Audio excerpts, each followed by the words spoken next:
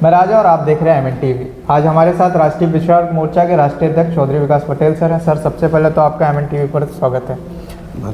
Sir, देखा जाए तो आप लोग वापस से RSS का हेडक्वार्टर घेरने जा रहे हैं। इसके पहले भी आपने 6 अक्टूबर 2022 को RSS का हेडक्वार्टर घेरा था। किन मुद्दों को लेकर आप वापस RSS का हेडक्वार्टर घेर रहे हैं? RSS जो है ये संविधान और लोकतंत्र के विरोध में जो RSS की सरकार है, जो बीजेपी की सरकार है, वो RSS की ही सरकार है। तो संविधान और लोकतंत्र के विरोध में लगातार काम कर रही है। और अभी पिछले दिनों जो हम लोगों का राष्ट्रीय अधिवेशन था कटक में, उड़ीसा में, उसका परमिशन देकर रद्द किया गया। संविधान में सभा सम्मेलन करने का, बोलने का, आंदोलन शांतिपूर्ण करने का, रैली प्रदर्शन करने का, ये जो अधिकार है ये मौलिक अधिकार है। तो RSS और बीजेपी के लोग मौलिक अधिकारों का, देश के नागरिकों का हनन कर रहे हैं। तो इसके विरोध में हम लोग अभी RSS के हेडक्वार्टर पर नागपुर में विशाल महारैली आयोजित करने जा रहे हैं 22 फरवरी को। लेकिन सर, देखा जाए तो पिछला रिकॉर्ड अगर देखा जाए तो आपके नेतृत्वकर्ता को घर से डिटेन कर लिया गया था उसी दिन जिस दिन आप लोग RSS का हेडक्वार्टर घेर रहे थे। तो RSS लगातार आप लोगों को देखा जाए तो तकलीफ़ें देता है अलग अलग तरीके से। फिर ऐसा ही करा, मान लीजिए। जिसकी सरकारें होती हैं, जो शासन सत्ता में होता है, उसके पास यही तरीका है ना किसी को रोकने का। वो चाहते हैं कि हम अगले को परेशान करें और अगला परेशान हो करके इस काम को बंद कर दें। लेकिन उनको नहीं पता है कि वो जितना परेशान करते हैं हमारे लोगों को, उतना हमारे लोगों का मनोबल बढ़ता है। और हमारे लोगों का मनोबल बढ़ता है, हमारे लोगों का आक्रोश बढ़ता है, हमारे लोगों का गुस्सा बढ़ता है, और उससे हमारा काम कई गुना ज़्यादा आगे बढ़ जाता है। जब अंग्रेज थे तो अंग्रेज़ों के खिलाफ भी जब कोई प्रोटेस्ट करता था, कोई आंदोलन करता था, तो अंग्रेज उसको पकड़ते थे, बंद करते थे।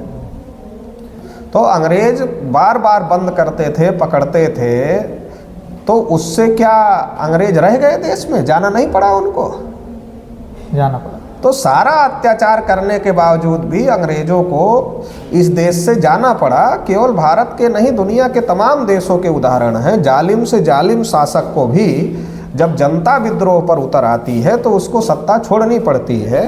तो इसलिए वो जितने भी प्रकार के अन्याय अत्याचार करेंगे तो उससे उनकी जड़ें और ज़्यादा कमज़ोर होती जाएंगी। लेकिन सर, आपकी परमिशन रद्द का मामला हो या कोई भी मामला हो, तो ये RSS नहीं, ये तो सरकार में बैठे लोग कर रहे हैं। तो आप RSS का हेडक्वार्टर क्यों घेर रहे हैं? बीजेपी का कार्यालय घेरिए। नहीं, बीजेपी सरकार थोड़ी चला रही है, सरकार RSS चला रही है, क्योंकि बीजेपी की माँ बाप तो RSS है। ये तो सभी लोगों को अभी पता हो गया है देश में कि RSS माँ बाप है और उसका बच्चा बीजेपी है। तो बच्चे को पकड़ने से क्या फ़ायदा होगा? जब माँ बाप के कहने से बच्चा काम करता है तो माँ बाप को पकड़ना पड़ेगा। माँ बाप पकड़ में आएगा तो बच्चे को माँ बाप शांत कर लेंगे।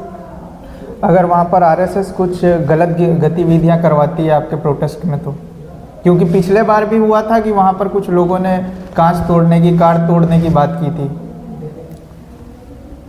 नहीं, पहली बात तो हम जो अपने कार्यक्रम करते हैं, हम पूरी तरीके से अनुशासित और संविधान के दायरे में करते हैं।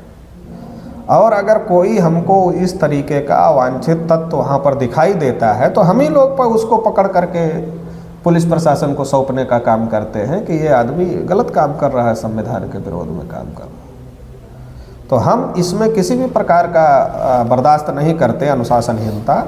और हम लोग पूरी तरीके से संविधान के दायरे में रहकर सारा काम करते हैं। और अगर बाहरी लोग इस तरीके का कुछ करने की कोशिश करते हैं तो उस पर भी निगरानी रखते हैं हम लोग और उनको पकड़कर पुलिस के हवाले करते हैं। तो इस बार नागपुर में कितने लोग जा रहे हैं? कितने लोग जा रहे हैं ये तो कह पाना मुश्किल है, क्योंकि बहुत बड़ी संख्या में लोग तैयारी कर रहे हैं। देश भर में आक्रोश है लोगों में, तो लोग बहुत बड़ी संख्या में, एक तो महाराष्ट्र से ही बहुत बड़ी संख्या में लोग पहुँचेंगे, और उतनी संख्या तो नागपुर के लोग ही पर्याप्त हैं। लेकिन देश भर के लोगों का आक्रोश है तो देश भर से लोग पहुँच रहे हैं। तो नागपुर के अकेले लोग भी उतना काम कर सकते हैं, इतनी ताकत तो हम लोगों की नागपुर में ही है।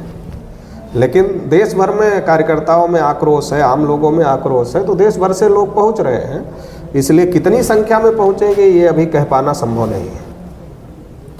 सर आपने अपना कीमती समय हमें दिया, इसके लिए बहुत बहुत धन्यवाद। धन्यवाद। अगर आप लोगों को वीडियो अच्छा लगा तो लाइक करें, शेयर करें और चैनल को सब्सक्राइब करें। धन्यवाद।